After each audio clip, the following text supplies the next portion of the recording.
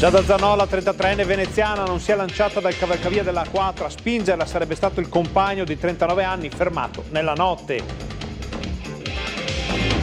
I vicini della coppia, due persone solari, li definiscono i nostri microfoni e dicono: siamo sconvolti. Serviva alcolici ai minori, il questore di Padova chiude un locale etnico del centro città, denunciato il titolare. Canile di Merlara nella bassa padovana, ancora a rischio di inondazione, così alcuni cani sono stati trasferiti nella struttura di Piazzola sul Brenta.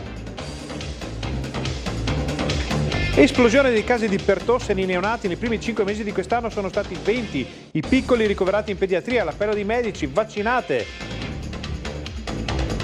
Personale OSS in presidio davanti all'ospedale di Cittadella per chiedere lo sblocco delle assunzioni. Sorpresa nel reparto di pediatria di Padova, arrivano 3 pony per giocare e passare una giornata in compagnia di piccoli pazienti.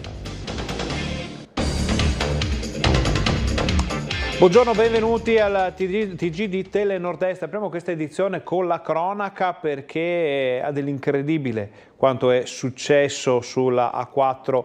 Ieri vi avevamo raccontato quello che era accaduto, ma nessuno poteva pensare che la donna volata dal cavalcavia a Vigonza non fosse caduta da sola. È quasi certamente ormai chiaro che si tratta di un omicidio. Il compagno sarebbe stato già interrogato, fermato, avrebbe già ammesso alcuni fatti, ma ci aggiorna di tutto quanto Chiara Gaiani in collegamento. Buongiorno Chiara.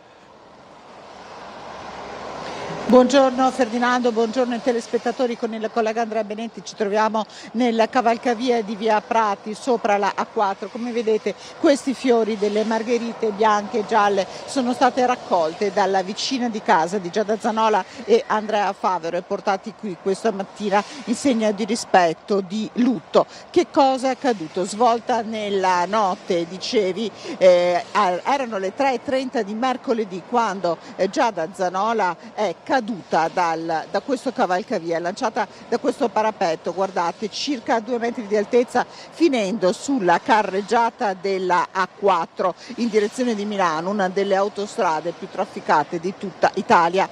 All'inizio si pensava ad un gesto volontario. La donna era stata evitata da 2 auto che erano riuscite appunto ad evitare l'impatto con il suo povero corpo. Purtroppo un mezzo pesante non solo l'ha travolta, ma anche trascinata per qualche metro, non lasciandole alcuno scampo. All'inizio si era pensato si trattasse di un gesto volontario. Le prime indagini della Polizia Stradale di Padova e di Venezia e della squadra mobile erano orientate a questo, ma gli agenti hanno voluto vederci chiaro e hanno sentito, come si fa sempre in questi casi, il compagno di Giada Zanola, Andrea Favero, 39 anni, camionista, che con lei vive in una casa acquistata da circa 1 anno e mezzo a 1,5 chilometri dal luogo dove ci troviamo con il collega Andrea Benetti. A insospettire i poliziotti alcuni segni di escoriazioni visibili sulle braccia di Andrea Favero, che sarebbe stato interrogato a ripetizione fino a che ieri sera avrebbe fatto le prime missioni agli agenti in questura a Padova per poi confermarle al PM Giorgio Falcone, che lo ha fermato con l'accusa di omicidio volontario aggravato e disposto il suo trasferimento in carcere. Perché questo?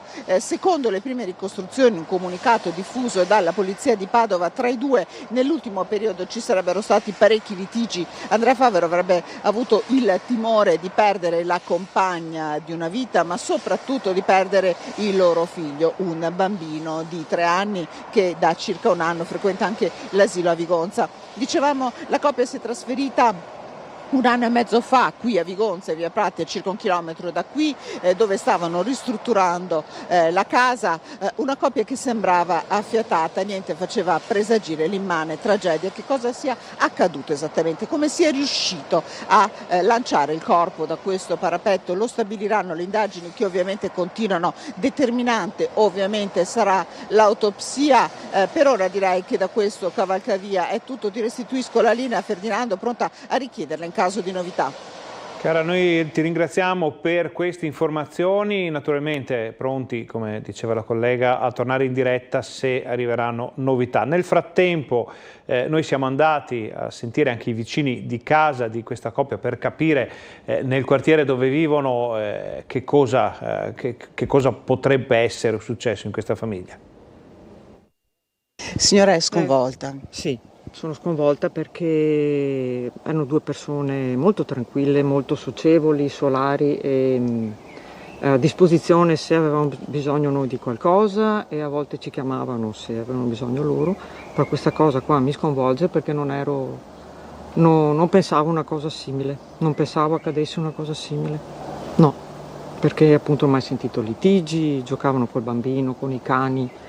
Avevano anche loro amici che giravano, per cui questa cosa mi ha sconvolto.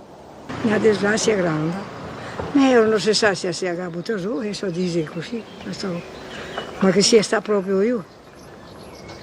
Pare di sì. Non siamo d'accordo? Mamma mia, una roba grande. Tu persone, 35 anni che Signora, li conosceva i vicini? No, perché sono da poco che erano venuti a abitare qua, quindi io non li conoscevo personalmente, ecco. Doveva passare?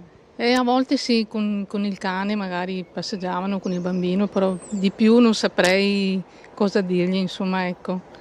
Ha sentito questa cosa? Pare che lui l'abbia buttata giù, è stato fermato. Ho sentito, però non saprei, cioè una cosa troppo brutta e non saprei nemmeno cosa dire, ecco. Mi dispiace soprattutto per lei e per il bambino che adesso è da solo, senza genitori. Ecco.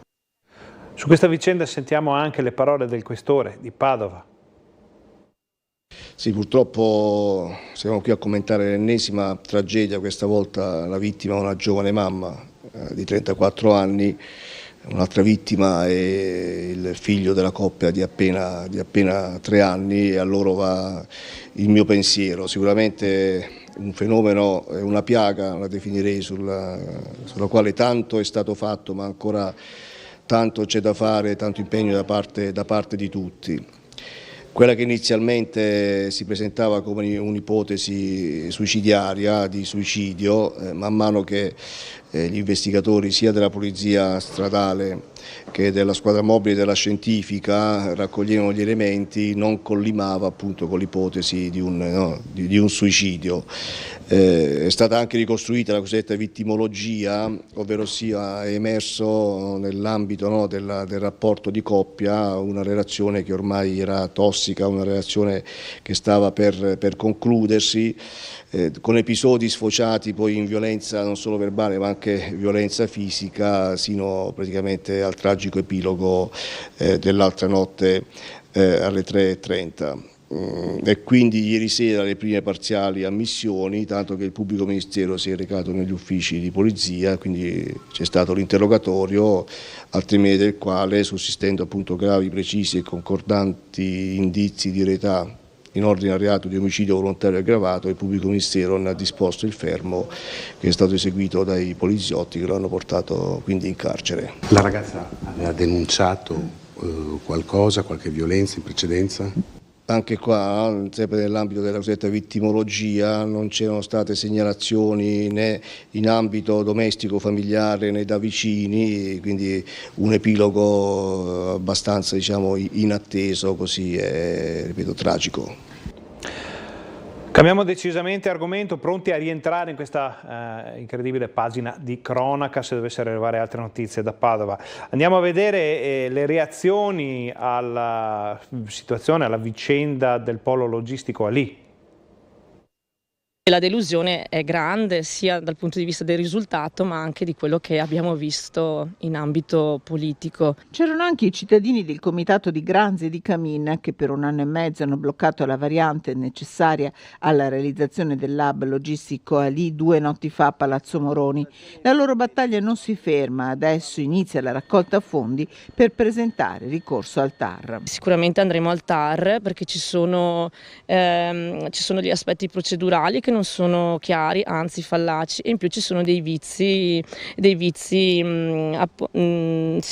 di forma, ecco, e quindi noi andiamo avanti. La mobilitazione coinvolgerà soprattutto i giovani, spiega Elisabetta Bassan, che rifiuta per il Comitato dei cittadini l'etichetta di nostalgici. È passata l'idea che noi siamo dei nostalgici, ma io di nostalgia non ne ho, perché non appartengo al passato di 60 anni fa, dove degli espropriati hanno subito con violenza la trasformazione, il portare via la terra agricola. Io non ho questo vissuto, però ho il vissuto io vivo l'oggi e vivo qual è l'identità della zona industriale, ed è una zona che ha bisogno di essere riqualificata, è una zona che ha bisogno di essere riprogettata, rivista. Ad uscire ammaccata dal voto sulla Baria la maggioranza, nonostante gli 8,5 milioni di euro di compensazioni ambientali, 3 dei quali andranno a Granze, mentre 5,5 milioni di euro saranno usati per la riqualificazione a parco dell'ex caserma Romagnoli a Chiesa Nuova.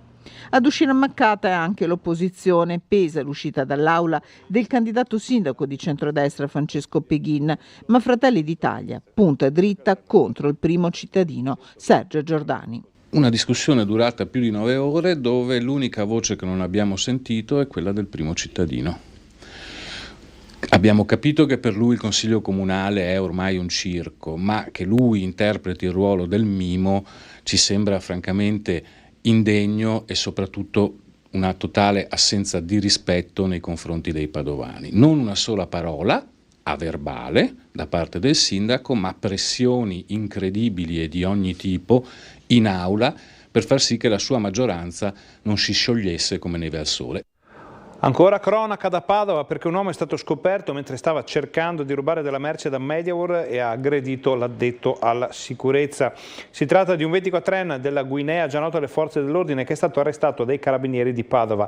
È stato arrestato appunto in flagranza di reato per rapina. Stava rubando dallo scaffale 3 casse e 3 cuffie Bluetooth, nascondendole all'interno dello zaino. Mentre stava uscendo è stato scoperto dal vigilante, che è stato poi aggredito. L'intervento dei carabinieri dopo pochi minuti ha portato all'arresto. La merce rubata è stata subito riconsegnata. E invece un locale etnico è stato chiuso perché vendeva alcol a minori. Chiuso per 30 giorni un negozio etnico in Riviera Businello a Padova, sorpreso a vendere birra a dei minorenni. La polizia padovana ha notificato al titolare dell'esercizio commerciale in centro a Padova il provvedimento disposto dal questore Marco Dorisio. Sabato 22 maggio, infatti, anche a seguito delle segnalazioni dei residenti giunte in questura, gli agenti, dopo un breve appostamento, hanno scoperto il titolare del negozio, un cittadino del Bangladesh del 96, vendere lattine di birra a 3 ragazzi di 13 e 14 anni. Dopo aver identificato i minori, la squadra amministrativa ha controllato anche l'esercizio, trovando prodotti scaduti e levando multe per un importo di quasi 2.000 euro. Oltre a questo, i poliziotti hanno notato un incessante via vai di giovanissimi che cercavano di entrare nel negozio ed esistevano solo alla vista delle forze dell'ordine. Per la vendita di alcolici il proprietario è stato deferito all'autorità giudiziaria. Voltiamo pagina, c'è un vero e proprio allarme per tosse a Padova, vediamo perché.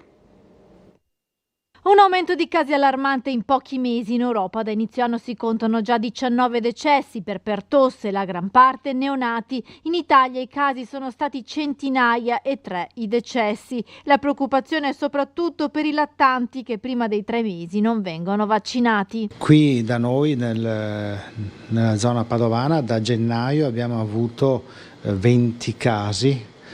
Fortunatamente non ci sono stati casi gravi. Però è un fenomeno che attualmente è fuori controllo, e questo è sicuramente legato al fatto che le vaccinazioni per la pertosse si sono nettamente ridotte. Quando è stata introdotta la vaccinazione per la pertosse era praticamente sparita, poi un po' alla volta i tassi di vaccinazione sono ridotti e adesso ci troviamo in questa situazione. Proprio il calo delle vaccinazioni tra i bambini è all'origine di questa esplosione di contagi di pertosse. Da inizio anno sono stati oltre 250 i tamponi positivi refertati dalla microbiologia dell'azienda ospedaliera di Padova. Qual è la cosa della quale le mamme devono essere informate? Allora, la vaccinazione abituale viene fatta ai 3 mesi, però i bambini che hanno 1 mese, 2 mesi non sono coperti, quindi sarebbe molto importante incentivare la vaccinazione negli ultimi 3-4 mesi di gravidanza, e questa viene fatta per l'influenza, la pertosse, e anche c'è la possibilità di farla per il virus respiratorio sinciziale che dà la bronchiolite. Qui da noi questa strategia non è molto seguita, nei paesi del nord Europa invece lo è molto di più. Se si vaccina la mamma negli ultimi 3 mesi di gravidanza, questa trasmette gli anticorpi al bambino appena nato, che quindi è già protetto. Soggetti a rischio sono anche anziani con patologie respiratorie croniche come asma o bronchite. Ha una fase iniziale che può durare 2 settimane in cui c'è una tosse catarrale non particolarmente importante, poi comincia la fase molto impegnativa che viene chiamata tosse parossistica, perché è una tosse veramente impegnativa che mette a prova la salute di chi è affetto da questa malattia infettiva, e questa tosse si caratterizza soprattutto di notte.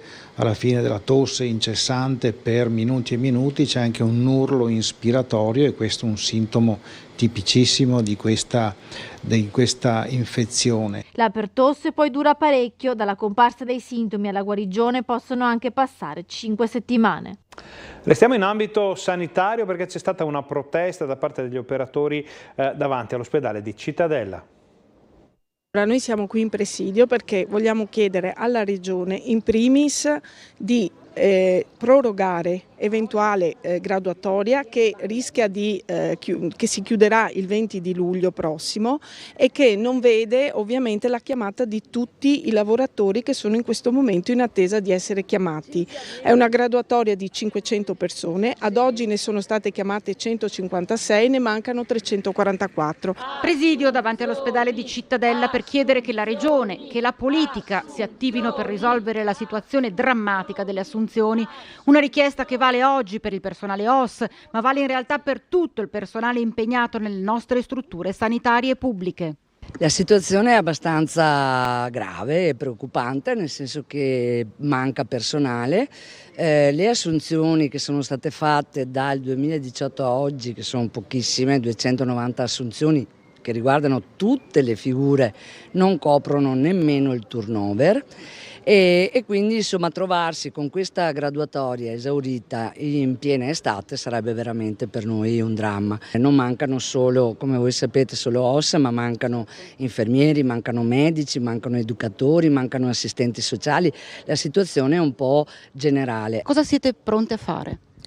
Noi siamo pronti a fare presidi e ritorneremo in Regione se sarà necessario, se non ci saranno delle risposte concrete. Sappiamo che il 23 maggio il CRITE ha dato le autorizzazioni, adesso dobbiamo essere conseguenziali, quindi se non arriveranno delle risposte noi ritorneremo in Regione Veneto e ritorneremo ogni mese a fare dei presidi fuori da ogni ospedale, da Schiavonia a Cittadella.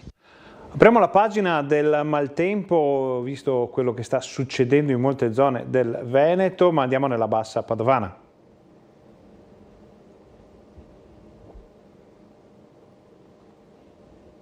Le campagne sono impraticabili, completamente tutte le semine sono andate, i fossi sono ancora pieni di acqua. Guarda desolato i campi finalmente asciutti, uno dei contadini che ha l'azienda nelle terre a ridosso del Frattagorzone a Megliadino San Vitale. Anche in passato si erano registrati allagamenti, ma la piena del 16 maggio rischia di portare gli agricoltori alla rovina. Dopo 2 settimane l'acqua se ne è ritirata qualche ora fa in determinate areali. C'è anche una constatazione che amareggia perché il territorio è vasto e quindi come agricoltori la preoccupazione è quella che se dovesse succedere un anno sì, un anno no, quello che sta succedendo ormai negli ultimi anni, produrre non è più conveniente. Allora si deve trovare una decisione: o siamo un bacino mega galattico che occupa tutto il territorio, o alla fine, e ci date anche un pagamento per questo, oppure si trova una soluzione. Zona di terre basse, qui convergono in caso di emergenza le acque da Verona, Vicenza e dal Montagnanese, ferme le idrovore in caso di piena, il Fratta Gorzone scarica su campi di mais, frumento, soia e ortaggi. Ecco, questa è la manutenzione, poi decidete voi che cosa si può fare. E come possiamo noi fare impresa? Come possiamo fare impresa con queste condizioni dei canali? Seminiamo ancora o ci conviene lasciare tutto incolto? Perché se non si fanno dei lavori per poter pulire questi benedetti fiumi principali, che è un fiume che passa per 4 province e porta via l'acqua per non so quanti paesi, no, è in condizioni disastrose, non lo so.